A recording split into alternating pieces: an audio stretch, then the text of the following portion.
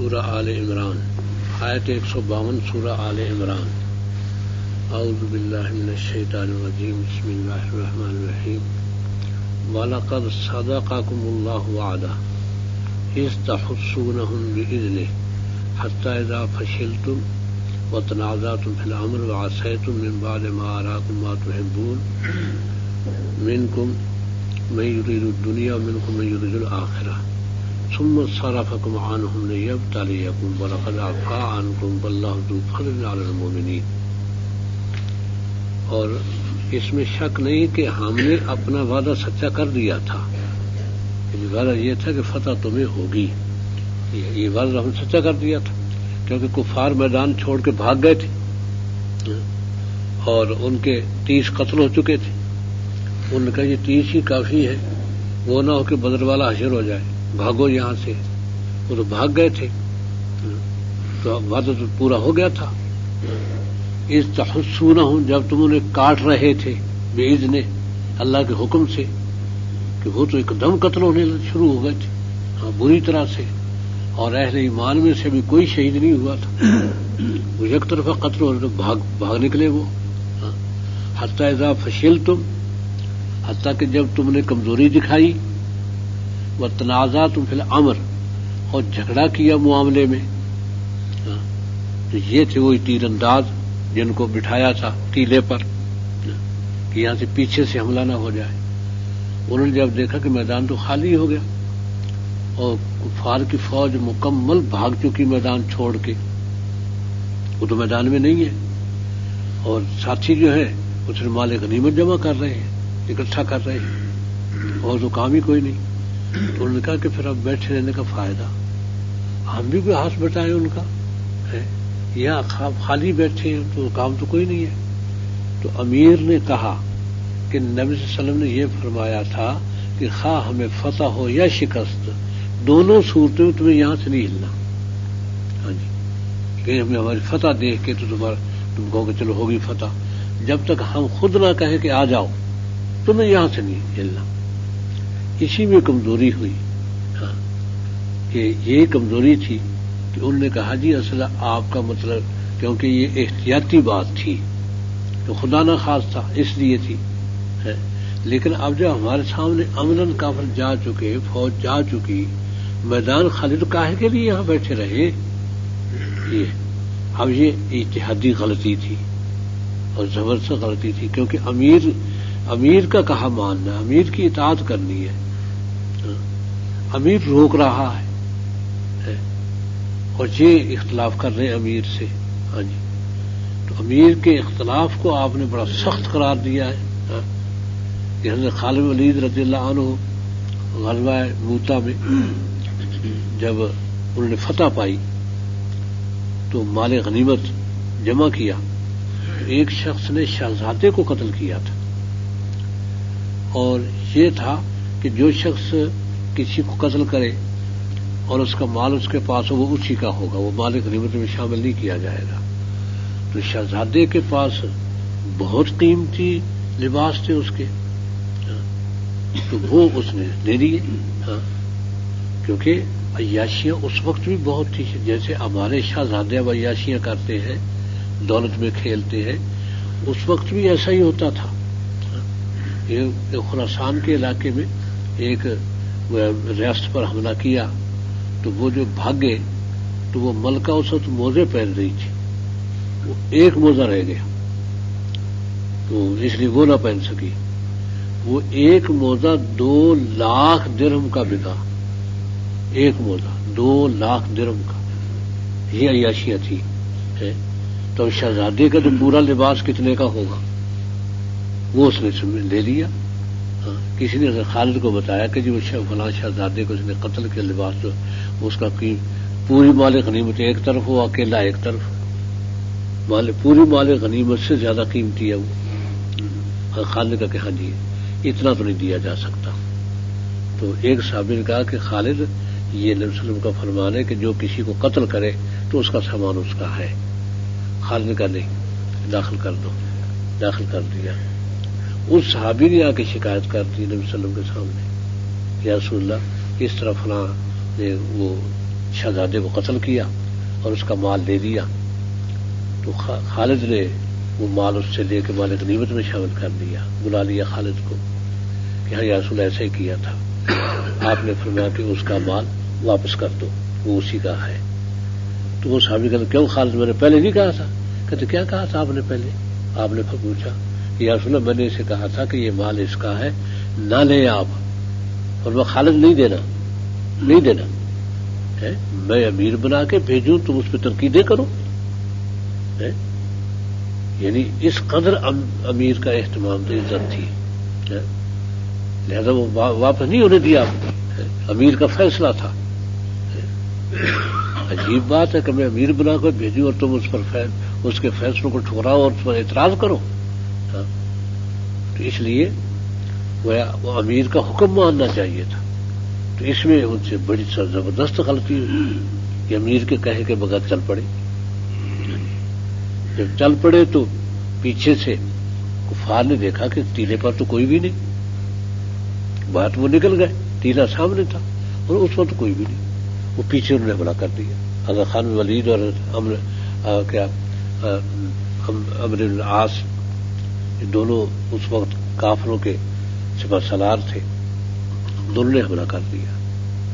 اور پھر یہ تھی کمزوری کہ جب تم نے کمزوری دکھائی اور جھگڑا کیا معاملے میں، وہ عصیتم اور نافرمانی کی امیر کی، من بعد ما اراکم ما تحبون، اس کے بعد کہ اللہ نے تمہیں دکھا دی وہ چیز جو تمہیں پسند تھی، یہ تو یہ کہتے ہیں مال غنیمت میں جمع کرنے میں لگ گئے، مال غنیمت کی محبت تھی دل میں تو مال غنیمت جمع کرنے میں لگ گئے، کیونکہ وہاں بیٹھے رہتے تو پھر مال غنیمت نہ ملتا انہیں،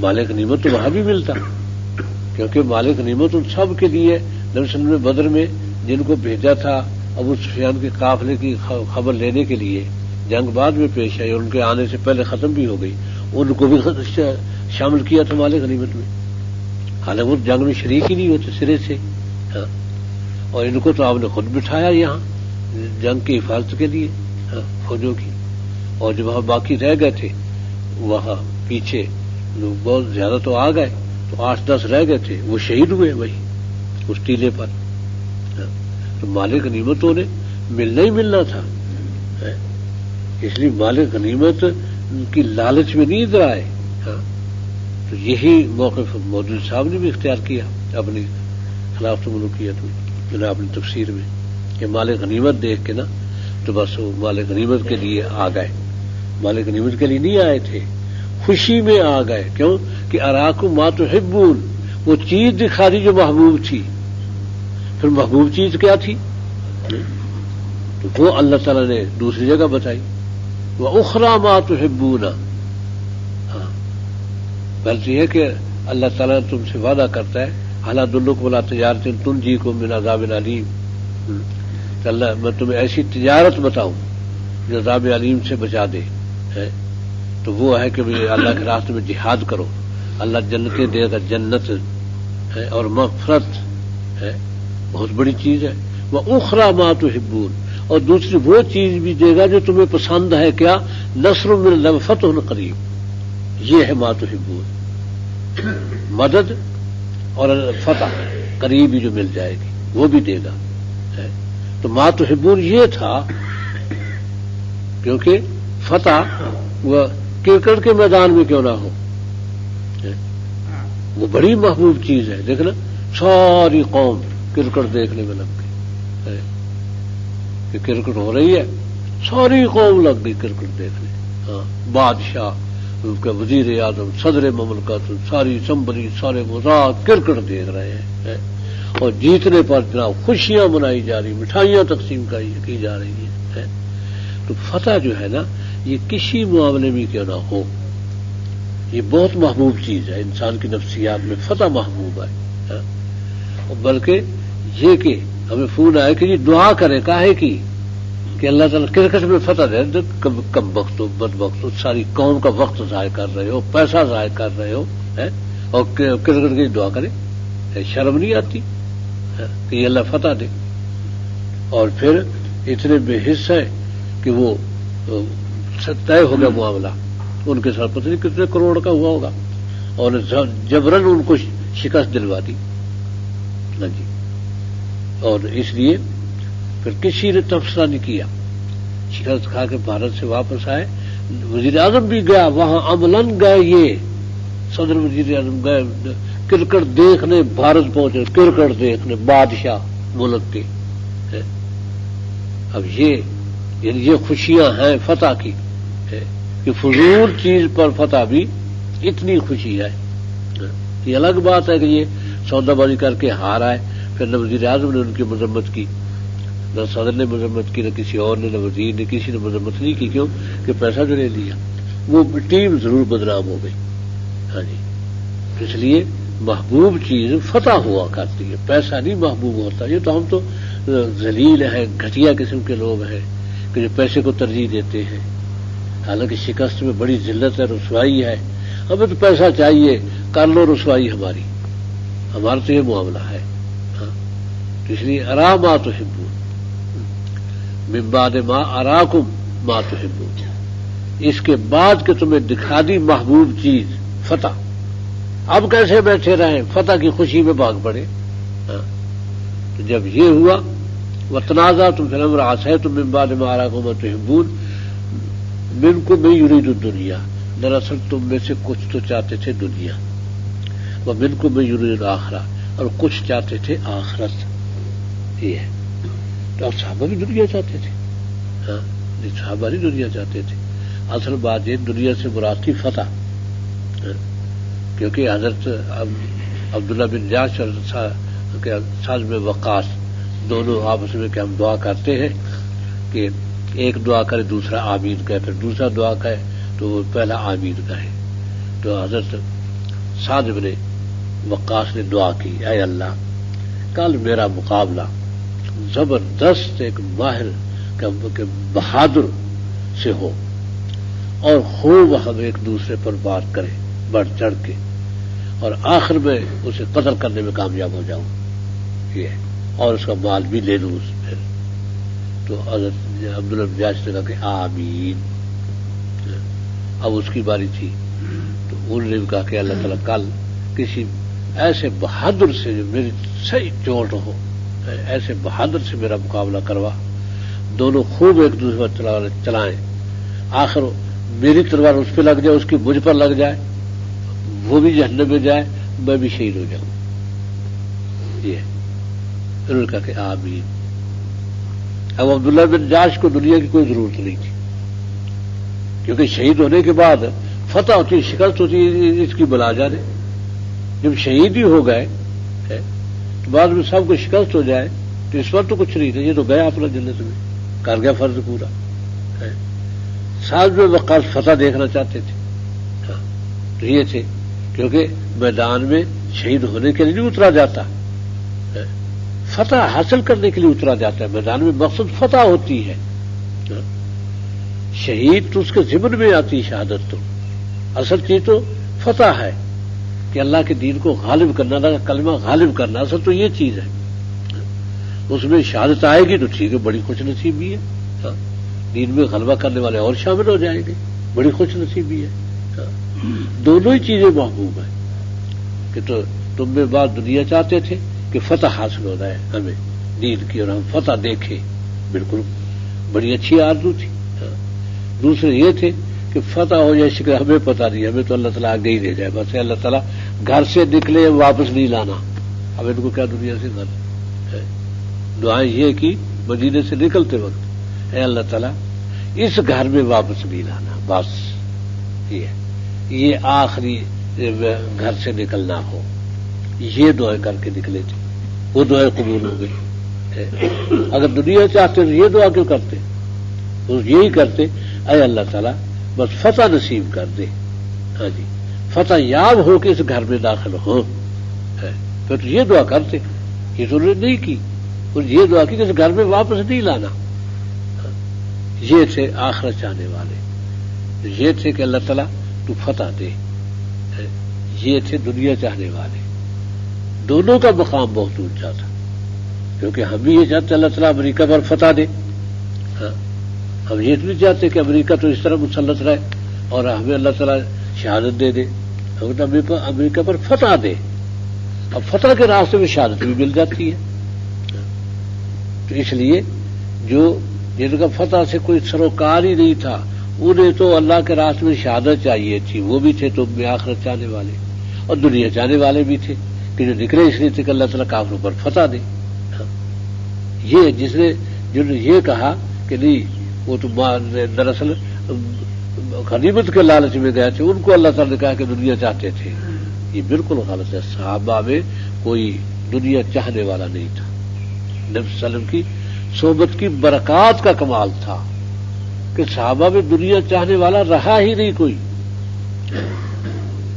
ایسے تو ہوئے، ان کی مثال تو ملتی ہے کہ صرف ہی آخرت چاہیے کہ ابو ذر غفاری ہر ایک سے لڑتے، کل کے لیے نہیں رکھنا، جو آج ملا ہے آج ہی خرچ کرو، تمہارے ذمے آج خرچ کرو، رات اس حال میں سو کہ تمہارے پاس ایک پائی نہ ہو صبح کے لیے، کیونکہ جب صبح جاگو گے تو اللہ راضی کا صبح کے لیے کل دے گا. آج دیا ہے آج کا رزق، کل کا کل دے گا. اب تمام صحابہ اس کو نہیں نبھا سکتے تھے، لیکن ابو ذر غفاری نے نبھا کے دکھایا کہ جو آیا آج شام سے پہلے پہلے خرچ کر کے سونا ہے. سوئے اس حال میں ہے کہ گھر میں ایک پائی نہیں، اس حال میں سوئے ہیں. صبح جاگے کل اللہ نے اور رزق دیے، نہ دیے تو بھوکے رہے، وہ جانے رزق دینے والا.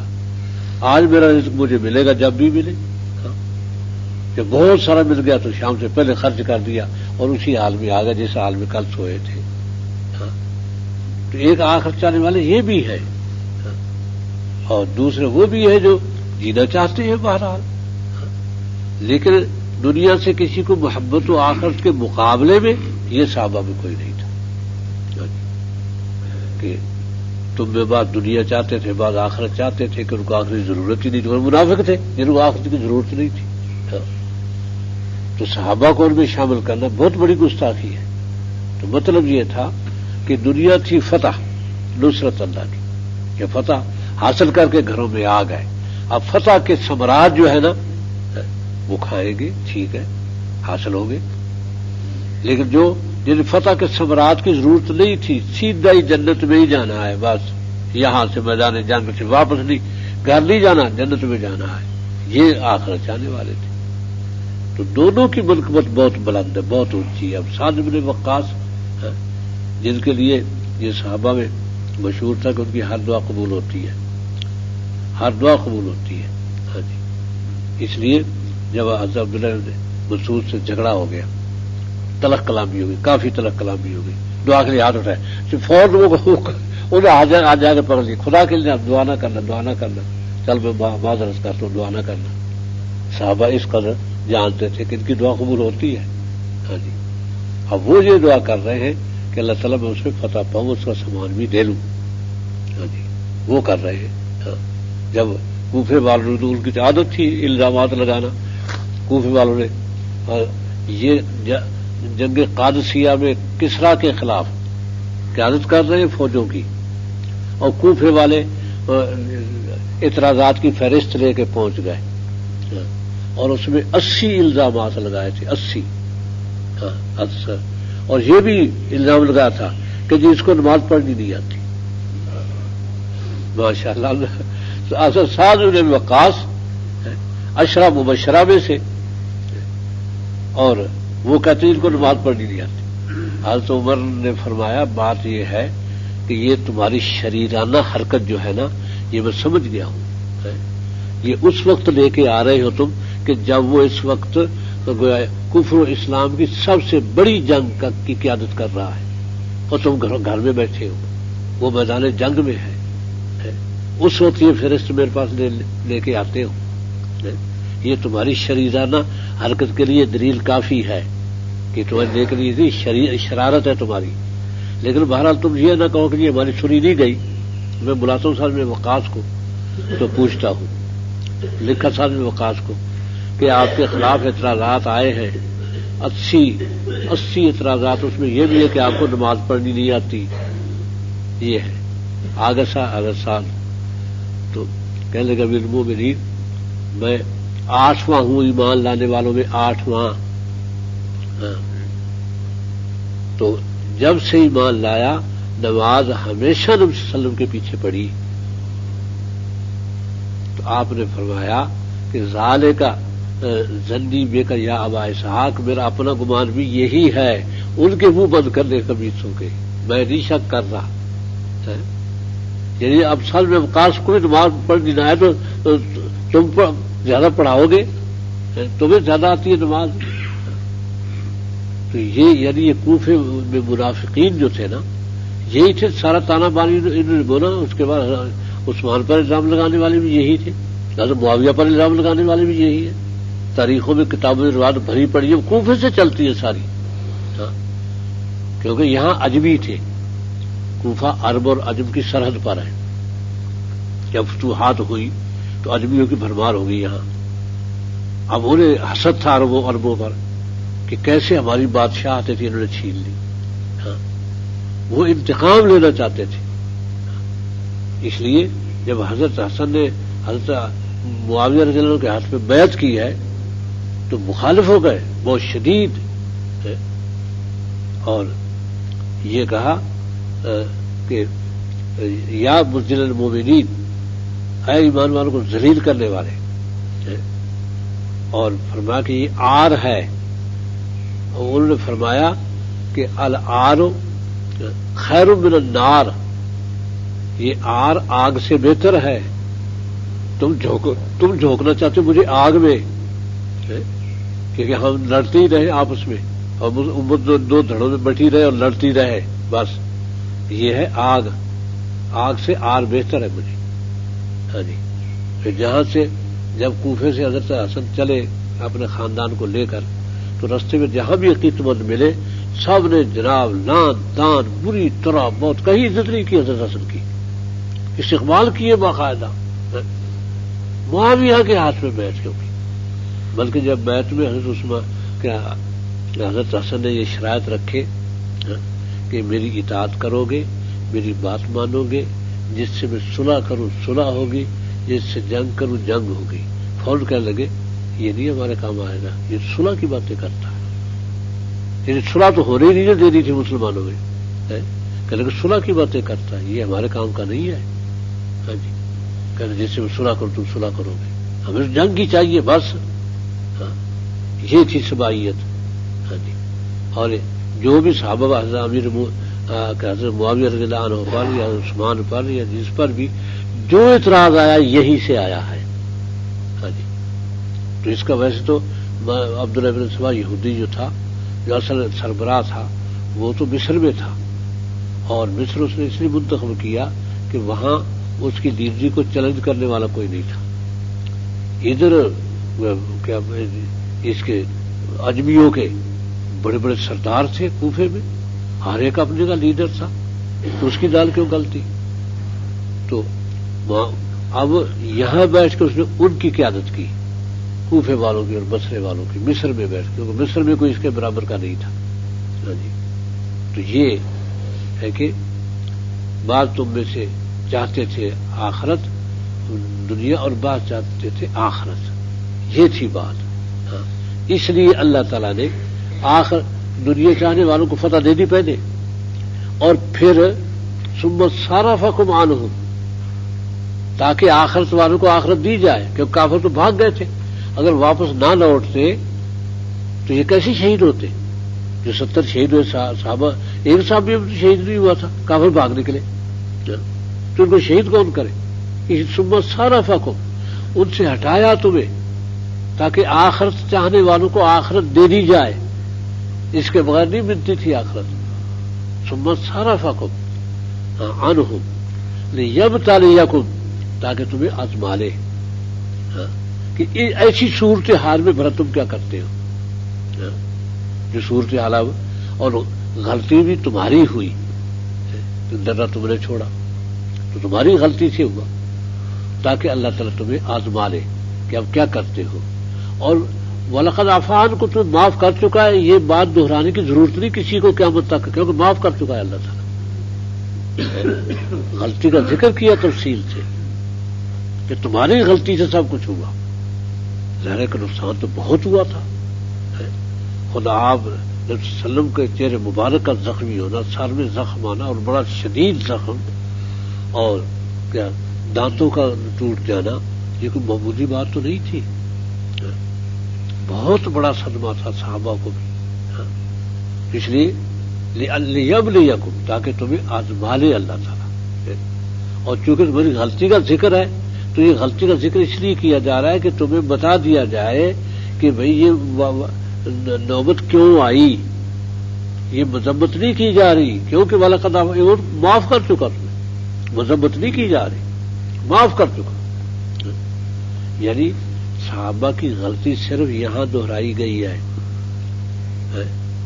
ایک جگہ دوبارہ یہ پھر آئے گی، دونوں جگہ فوراً آئے لَقَدْ عَفَا عَنْكُمْ وَعَفَا اللَّهُ عَنْهُمْ، دونوں جگہ آ گیا. غلطی دہراتے ہی لَقَدْ عَفَا عَنْكُمْ، تو معاف کر چکا ہے. تو بتاؤ جی، بعد والوں کو غلطی کا ذکر کرنے کی اجازت ہوگی کہ اس غلطی کو بتائیں گے غلطی تھی صحابہ کی، انہوں نے درہ چھوڑ دیا تھا، مال غنیمت کا شوق آ گیا تھا. یہ باتیں کہنے کی اجازت ہوگی؟ جبکہ غلطی کا ذکر کرتے ہی اللہ نے عفا اللہ عنکم کہہ دیا کہ معاف کر چکا ہے. کیونکہ بہت بڑی قربانی دے رہے تھے. اس لیے اگر اس میں غلطی ہوگی تو کیا ہوا، کوئی بات نہیں، ہو جاتی ہے. معاف کر چکا ہے، لہذا کوئی اور نہیں دہرا سکتا غلطی. اگر عفا اللہ عنکم نہ کہا ہوتا پھر تھی بات کہ جی اللہ نے خود غلطی دہرائی ہے، خود بتایا کہ غلطی کی تم نے. اللہ کہہ رہا ہے عفا اللہ عنکم نے یہ بات ختم کر دی کہ غلطی ان سے ہوئی، لیکن اس میں اللہ کی یہ حکمتیں تھیں کہ ایک طرف جو دعائیں کر کر کے گھروں سے نکلے تھے ان کو شہادت عطا کرنی تھی، اور وہ نہیں شہادت عطا ہو رہی تھی. یہ درہ نہ چھوڑتے تو، یہ غلطی نہ کرتے تو وہ نہیں ہو رہی تھی. اور دوسرا یہ بتانا تھا کہ جب تم فتح و نصرت کے لیے نکلتے ہو تو بعض تو دنیا چاہنے والے ہوتے ہیں کہ فتح مل جائے، اور بعض کو اس سے غرض ہی نہیں ہوتے، اسے جنت میں جانے کے لیے نکلتے ہیں کہ دنیا والے تو بھوگتے، ہم تو جائیں جنت میں. یہ بتا دیا کہ صحابہ میں دونوں موجود تھے کہ فتح کا جھنڈا لہرانے والے بھی اور جنہیں سے کوئی غرض نہیں، صرف جنت میں جانے والے بھی. یہ صحابہ کی شان تھی. جی تو عفا عنکم واللہ ذو فضل علی المؤمنین، اللہ ایمان والوں پر بڑے فضل والا ہے، ذو فضل ہے ایمان والوں پر. اس لیے کیسے تمہیں رسوا کر دے گا، کیسے چھوڑ دے گا؟ کیونکہ ہم بہت لگا نا صحابہ کو، خصوصاً صلی اللہ علیہ وسلم جو زخمی ہوئے اس کا بہت زیادہ غم تھا صحابہ کو. ہاں جی، وہ غم دور فرما رہے ہیں اللہ تعالیٰ. اور پھر ہم نے کیا کیا کہ شہید ہونا تو شہید ہو گئے، تو تمہاری یہ حالت ہو گئی اس تسعدون ولا تلوون علی عہد، کیونکہ جو پیچھے سے آئے نا تو آگے پہاڑ تھا. جب حملہ پیچھے سے ہوا تو پہاڑ کے سامنے کفار کی فوج وہ جا چکے تھے، تو ادھر ہی رخ تھا ان کا. تو جب پیچھے سے حملہ ہوا تو ادھر ہی آگے پہاڑ پر چڑھ پڑے تاکہ وہ اپنا بچاؤ کرے. فرمایا جب تم چڑھے ہی چلے جا رہے تھے اس تسعدون ولا تلوون علی عہد، اور کسی پر مڑ کے نہیں دیکھتے تھے کہ پیچھے سے آوازیں آ رہی ہیں. ولا تلوون علی عہد، کسی پر مڑ کے نہیں دیکھ رہے تھے. والرسول یدعوکم فی اخراکم، اور اللہ کا رسول تمہیں پیچھے سے پکار رہا تھا. یا عباد اللہ، ہلموا الیہ ہلموا الیہ، میری طرف آؤ میری طرف آؤ. لیکن اس غوغا آرائی میں کس کو آواز سنائی دے؟ بڑا شور، بڑا ہنگامہ تھا. اس لیے چڑھتے ہی جا رہے تھے. یعنی اس قدر سراسیمنی کی حالت آ گئی تم پر.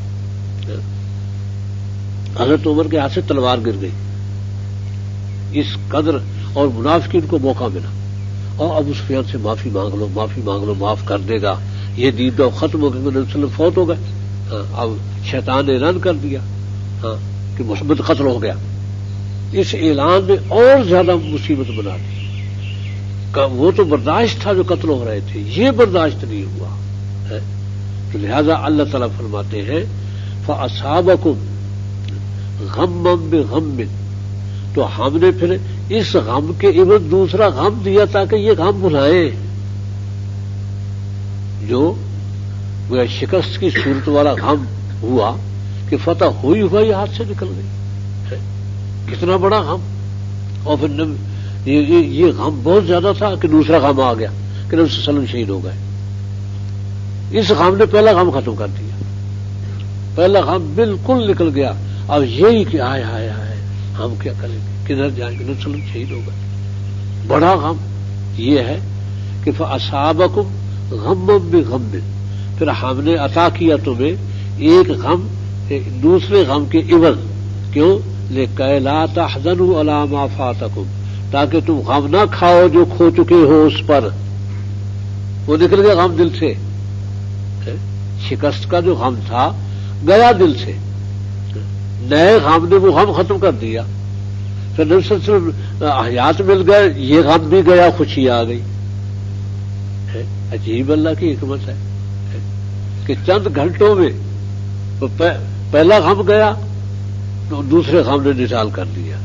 جب حضرت کعب ابن مالک رضی اللہ عنہ کہتے میں نے کہا کہ چلو میں لڑ بھی رہا تھا، ڈھونڈ بھی رہا تھا کہ نبی صلی اللہ علیہ وسلم شہیدوں میں تو کہیں تو دکھائی دے، آخر مجھے دکھائی دے گا کہ آپ تو لڑ رہے ہیں باقاعدہ. میں نے وہیں سے پکارا، لوگوں نبی صلی اللہ علیہ وسلم زندہ ہے، آ جاؤ ادھر. بس یہ آواز پھر فرشتوں، جیسے شیطان نے پہلی آواز پھیلائی تھی، ابھی فرشتوں کے پھیلانا تھا، ہر کان میں پہنچی یہ آواز. کعب بن مالک ویسے بہت اونچا بولنے والے تھے، بہت اونچا بولتے تھے.